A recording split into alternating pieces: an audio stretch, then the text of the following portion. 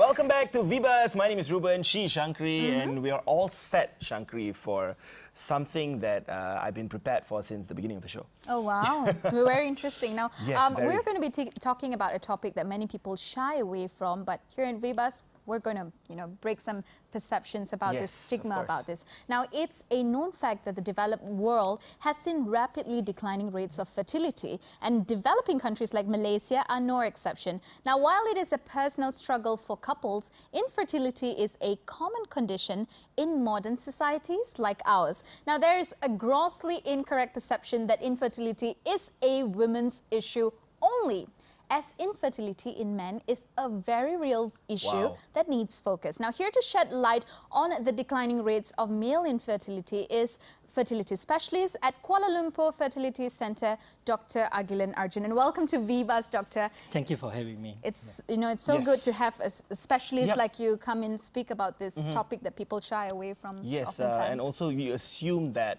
it's something that only couples would have to worry about, not people who are not in a relationship just yet. But it's also to create awareness, obviously, to every male out there, that this is a certain danger that you need to look forward to. Okay, maybe you could share with us what exactly is male infertility in the first place? Well, simply put, male infertility means when the man has inability to father a child.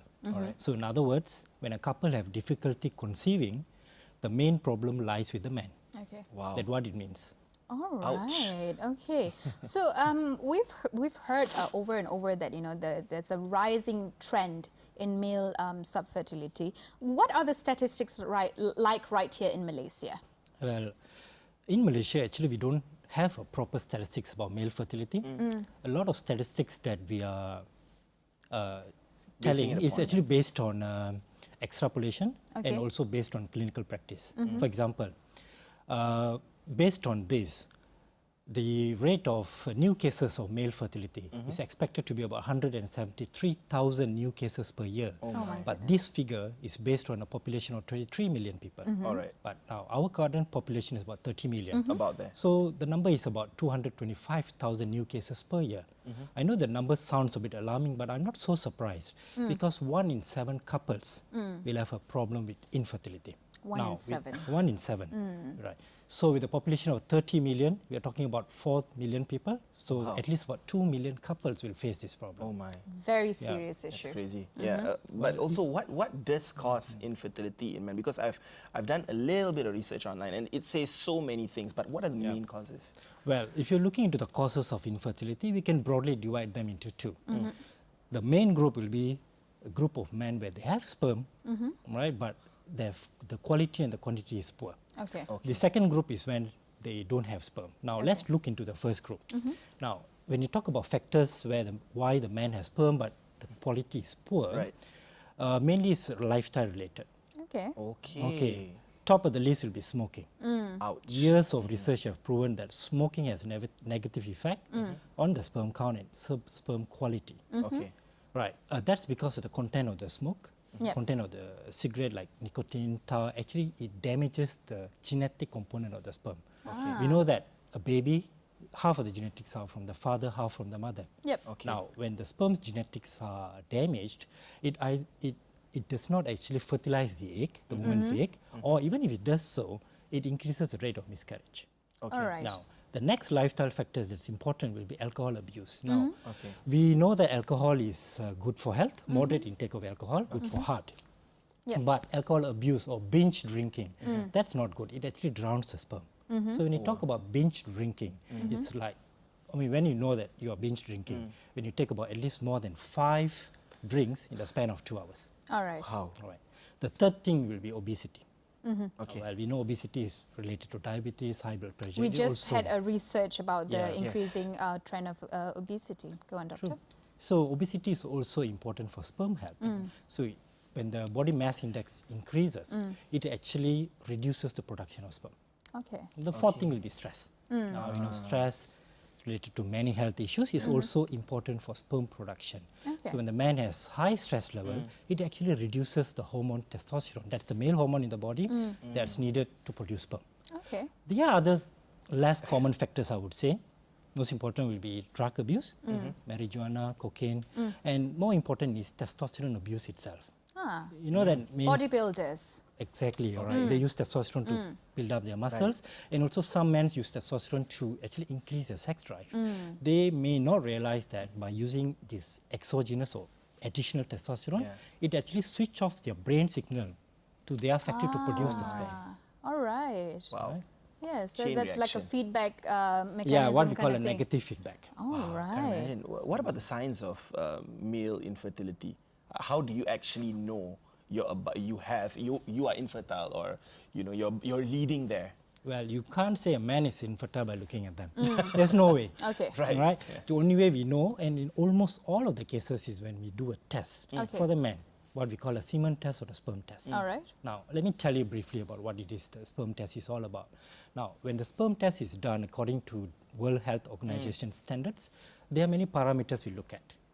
There are actually essentially 4 important parameters that a fertility specialist will be interested in. Okay, the first is concentration of the sperm count. The normality is when the man has at least 15 million sperm in every 1 male of the ejaculate. Anything more than that is considered normal. There is no upper limit for it. Now, the next thing will be vitality, meaning how many sperms are alive in that sample. Wow. At least 58% of those should be alive. The third thing will be motility, or the movement of the sperm.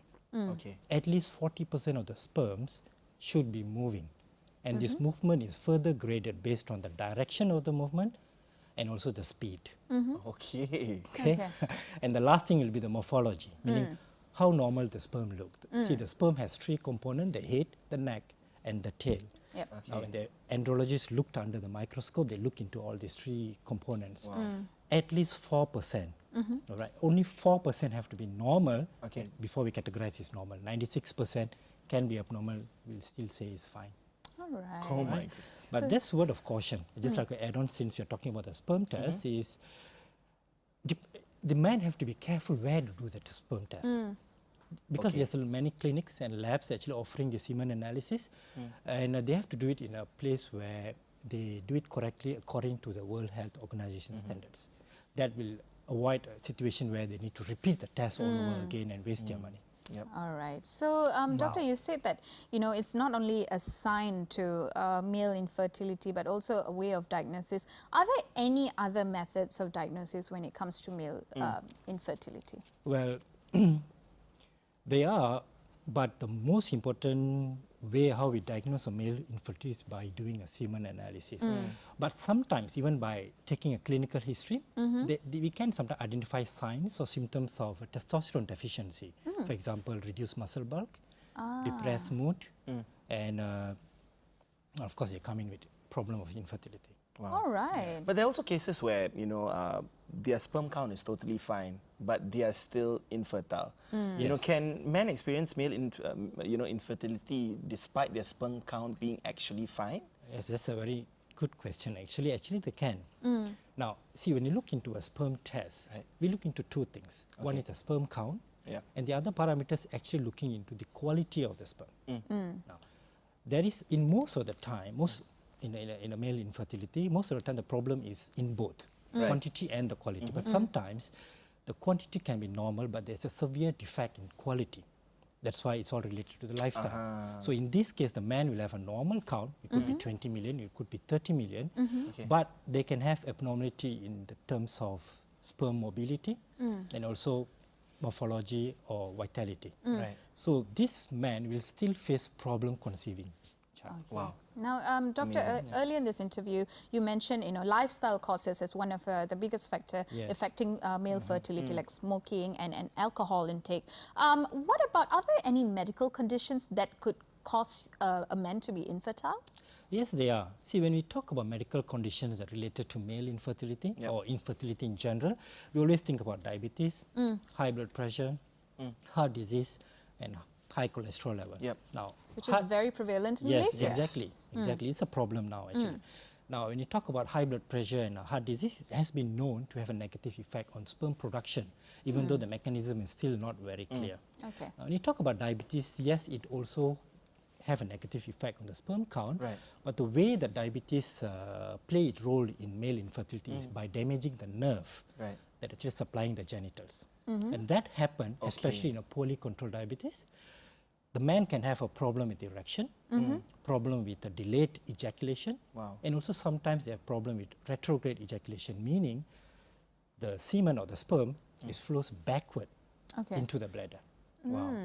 Right. Wow. All So right. it's a rude awakening, actually. There are other conditions like arthritis, Yeah. rheumatoid arthritis, or even Crohn's disease. They also can lead to male infertility, but not because of the disease per se, it's because of the medication that is used. Yes, that was my following question, Doctor. What about medication-related or medical procedure-related infertility? How common is that? Does that happen, and what are some of the causes? Well, this is not as common as we think. If you're talking about medications, for example, sulfasalazine is taken for rheumatoid arthritis. They have a temporary suppression effect on the sperm production, but once we know that the man is going after fertility, then we have to readjust the medication, give him time for the sperm to reproduce again. Then, once they have conceived, then he can start back on his medication. All right. Okay, so how is infertility in men treated generally, apart from what you mentioned?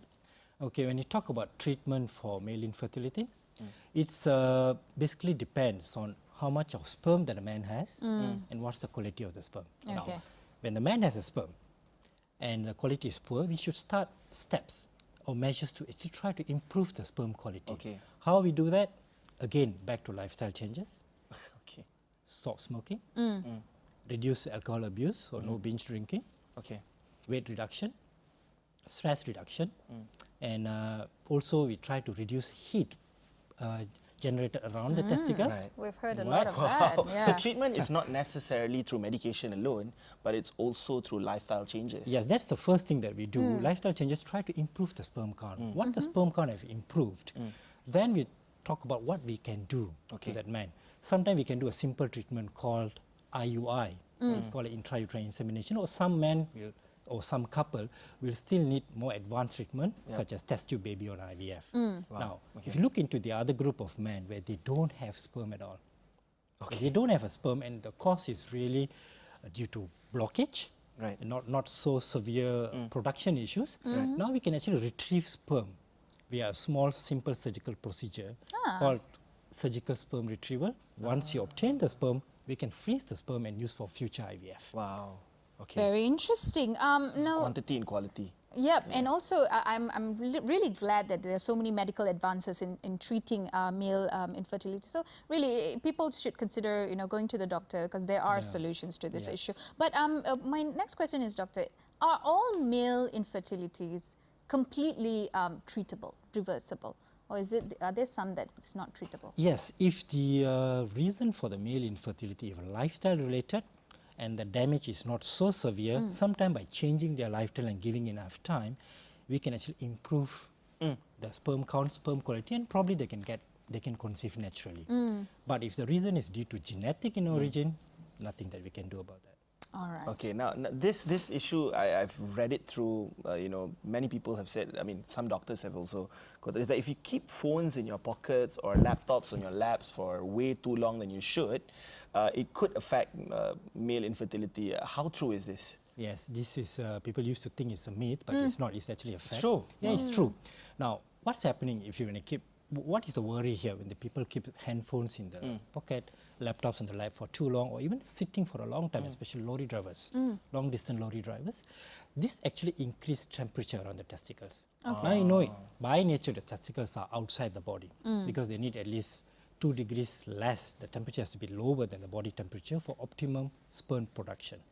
Now when we increase the temperature around the testicle, that actually have detrimental effect on the sperm production. It affects the factory itself. Right. So it's got nothing to do with the vibration and whatnot. Not the vibration. I always thought it was that. No, it's basically the heat to the keep heat it at production. optimal temperature at all times. Yes. Now, Doctor, I think this is one of the most important questions, which is, what would your advice be for men out there who are silently suffering in male with male infertility? And also, I would like to ask you, because many of them shy away from treatments and they default treatments, could you perhaps even tell how are these treatments carried out that men can feel more comfortable visiting the doctors next time? Well, when you talk about male fertility, yes, it's been a taboo, but I think it's not anymore. with the increasing awareness, men will begin, they know that there is someone they can go to. It's not like those days when you go and see a gynecologist, it's always a female. Yeah. The man just by the way, they'll end up getting checked. But it's not like that anymore. Even fertility doctors are paying more attention to male fertility. Now the men can actually come forward, talk to male fertility specialists, and then of course it's not that we're going to, there's always confidentiality, so they can come and talk, and then we can actually find out what is the problem. The most important thing is they have to come early. Yeah. Yeah, the problem is when they come too late. And how early, doctor, is this? Well, early, let's say when the couple is trying for about a year and they haven't got pregnant, and then they should come in both together, they should come in to have a check. Okay, all right. Okay, so yeah. We had, thank you so much, doctor. You've taught us and also educated the audience on male fertility, and it was a pleasure speaking to you, doctor. Thank you very much. Thank you so much, doctor. Yeah, and it's an awakening for lots of guys out there who are, with their wives and their fiancés, and they're going to get into a marriage, and they need to know that this is available out there for them, and they should actually get themselves checked if they've been trying for way too long. Yep. Now that was a very interesting topic, but after this commercial break, we will be speaking to Wesley Chan, and this time we are tackling limiting beliefs. So stay tuned.